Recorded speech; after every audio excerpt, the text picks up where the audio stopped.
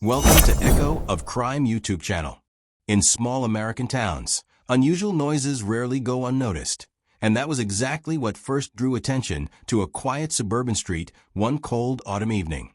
Several neighbors had reported hearing faint tapping, low whirring sounds, and what one described as muffled whispers coming from a detached garage behind a well-kept home. At first, they brushed it off as late-night repairs or someone working on a hobby project. But as the weeks passed, residents began to realize the sounds always happened at the same hours, long after the homeowner had supposedly gone to bed. Concerns grew stronger after a delivery driver mentioned seeing the garage light flicker on and off when no vehicles were in the driveway. He recalled slow movement behind the frosted window, too deliberate to be a machine, too subtle to be normal activity.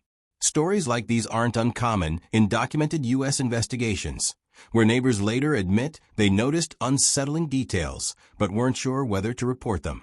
In many cases, those early whispers become the key to understanding what was really happening.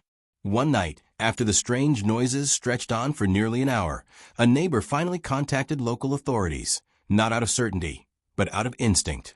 Police scheduled a welfare check, noting that cases involving unexplained activity in garages had led to serious discoveries in the past, from concealed evidence to unlicensed operations. Officers didn't enter the property that night, but they made a note of the address. That small step, taken by a cautious neighbor, would quietly initiate a chain of events that would soon reveal one of the town's most unsettling discoveries. The welfare check scheduled by local authorities didn't seem urgent at first. Officers in small U.S. towns handled dozens of similar calls every month. Unusual noises, suspicious lights, a neighbor's intuition. Most turn out to be harmless. But when officers Turner and Reed arrived at the quiet street just past 9 p.m., something about the property immediately fell off. The home was dark, yet the garage emitted a faint, pulsing glow, as if a single bulb inside was struggling to stay alive. As the officers approached, the air felt unusually still. No television sound from inside, no movement behind the curtains. Even the dog next door, famous for barking at every shadow, stayed silent. Turner knocked on the front door and announced their presence. No reply. He knocked again. Still nothing. Reed circled the home, checking windows and noting the unusual silence. According to training, officers are taught that unexplained stillness can sometimes be more concerning than noise. When Turner stepped closer to the garage, he heard it, the same faint murmuring neighbors had described. It wasn't words, exactly.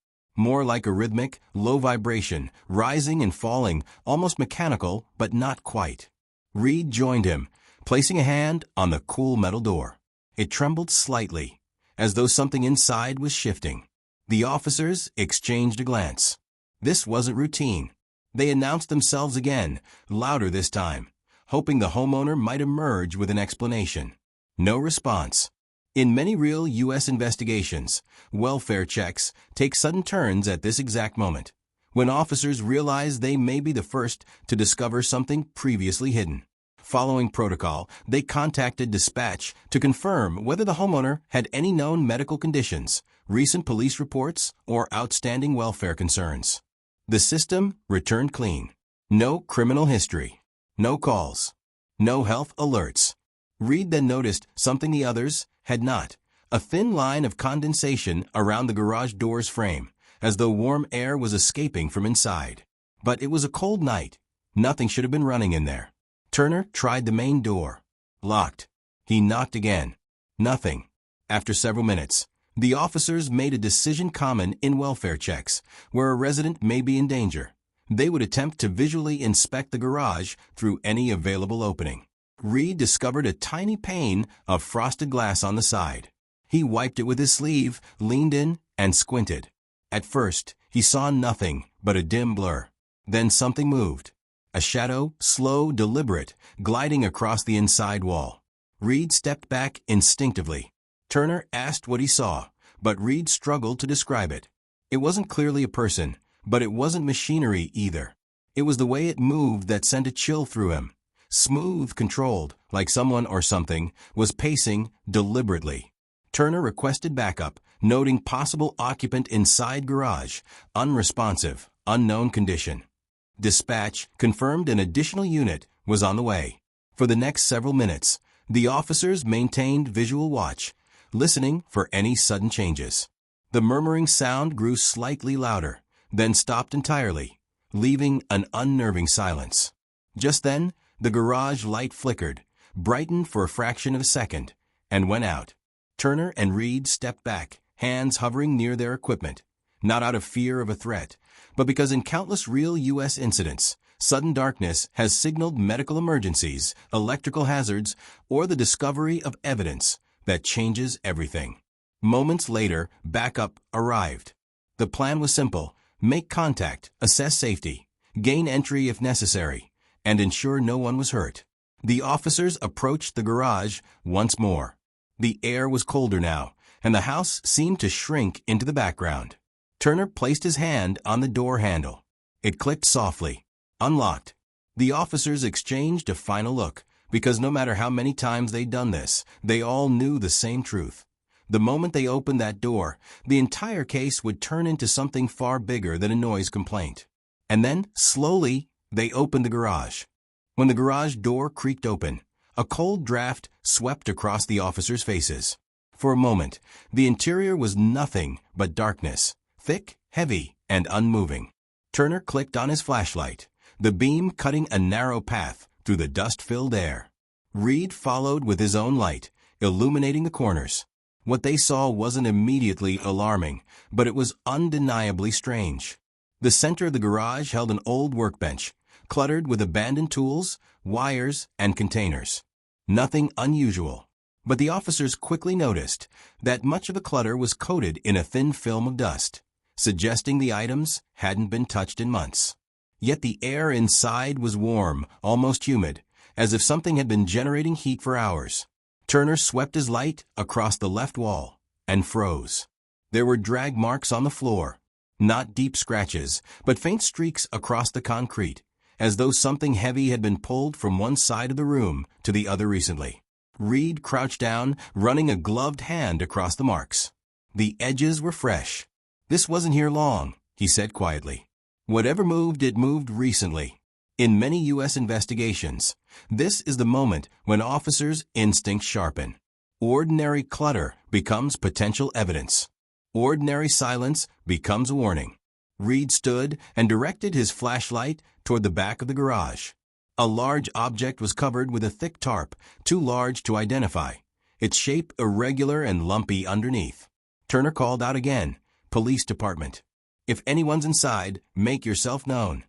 The garage answered with a deep stillness, but the officers both felt it, the heavy, suffocating tension that fills a room when something is concealed. They approached the tarp slowly, each step echoing off the concrete. Reed positioned himself at the side, Turner at the front. Turner reached forward and pinched the edge of the canvas. His hand hesitated for a second. The kind of instinctive pause that comes from years of seeing routine calls turn into something far more serious. He lifted the corner. The smell hit them first. Not rotten, not chemical, just strange. Metallic. Damp. Like the air inside had been sealed too long. Turner raised the tarp higher, and the beam of the flashlight revealed what was underneath. Not a person, not a machine, but an arrangement. Old furniture, plastic storage bins, a rusted heater, bundles of wires, a stack of newspapers. Everyday objects, except they had been placed together deliberately, almost like someone had tried to build something out of them, or hide something behind them. Reed stepped around the far side, scanning the floor. There were spots on the concrete, darkened patches that absorbed light instead of reflecting it. The kind of stains that require analysis to identify. Before they could examine further, Reed's radio crackled. The backup team outside had noticed something. The side door of the house, previously closed, was now slightly ajar. Turner and Reed exchanged a look that needed no words. They had both been watching that entrance. Neither had seen it open. If anyone had been inside the house when they arrived, that person had either exited quietly or was still somewhere on the property. Reed stepped toward the garage's internal door, the one that connected to the house. He pressed his ear against it. Nothing. Not even the hum of appliances. He tried the handle. The officers paused. Situations like this, documented in numerous real-life welfare checks across the U.S., are where the atmosphere shifts from curiosity to caution. Things begin aligning in ways that suggest someone might be avoiding contact. Turner signaled to the backup unit outside. They confirmed formation and approach. Reed pushed the door open slowly. A wave of cold, stale air drifted out. The hallway beyond was dark, quiet, and almost unnervingly still, as though the house had been empty for months. But the open door, the drag marks, the warmth inside the garage, none of it matched the silence now pressing down on them. "Let's clear it," Turner said. They stepped inside the house, one flashlight beam leading the way, the other covering their flank. The investigation had officially shifted. Whatever was happening here, it wasn't just a noise complaint anymore. And inside that silent house, the officers were about to learn that the garage wasn't the only place whispering.